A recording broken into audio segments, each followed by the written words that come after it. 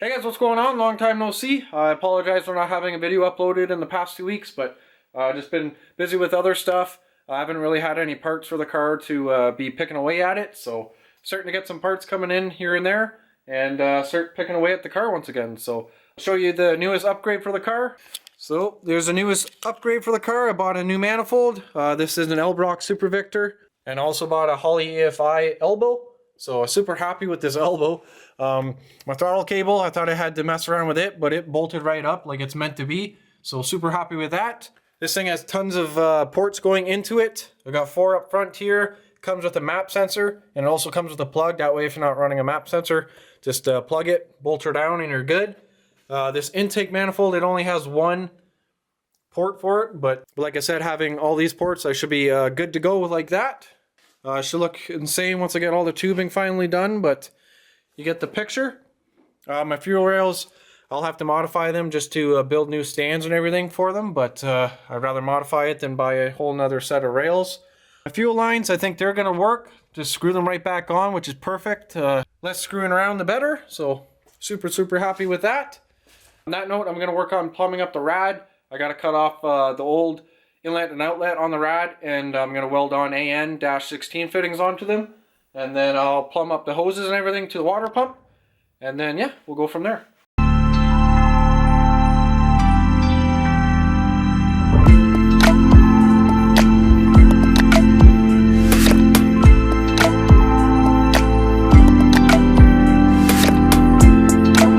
There it is. I got the snout, it's all cut off. I put this in the belt sander and sanded it flat.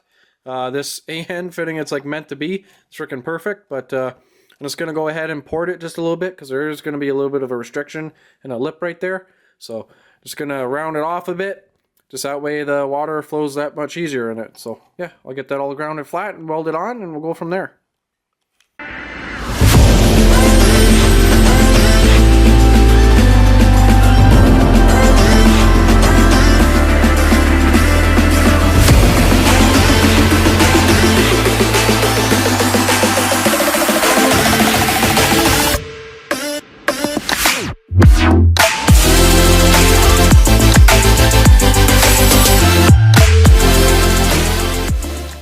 So I'm going to start picking away at the upper rad support. I can't use my old one just because everything's different in this setup once again. So I'll have to bend up a whole new one. Just trying to make a plan here on how to do it. I got 1-inch tubing here. Just trying to figure out how I'm going to do it.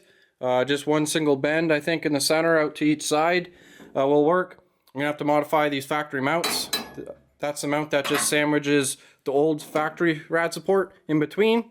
Just like that. So gonna make up a plan here and make plates, maybe to extend it just so it can kind of cradle this tube. Start building some plates, maybe get them tacked on. Hey, so here's the plates here.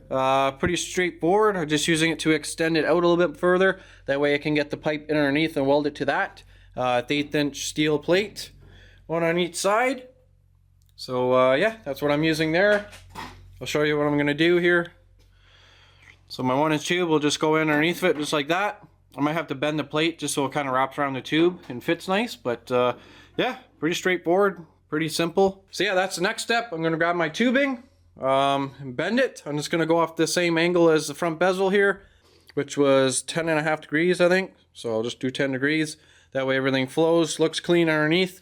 Hopefully you can barely see the tube as well. So yeah, screw around here, carry my bender, bring it over here, bolt it to the ground, bend the pipe.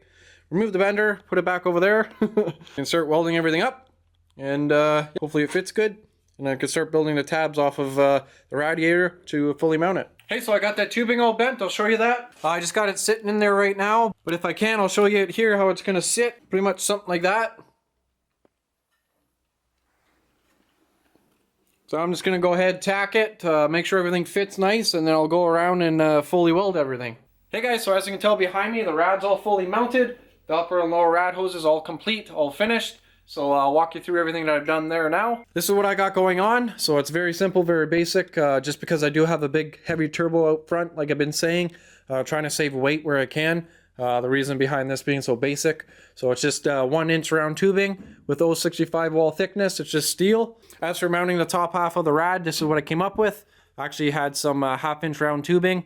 I just cut it to fit inside the channel of the rad, and just drilled out the centers.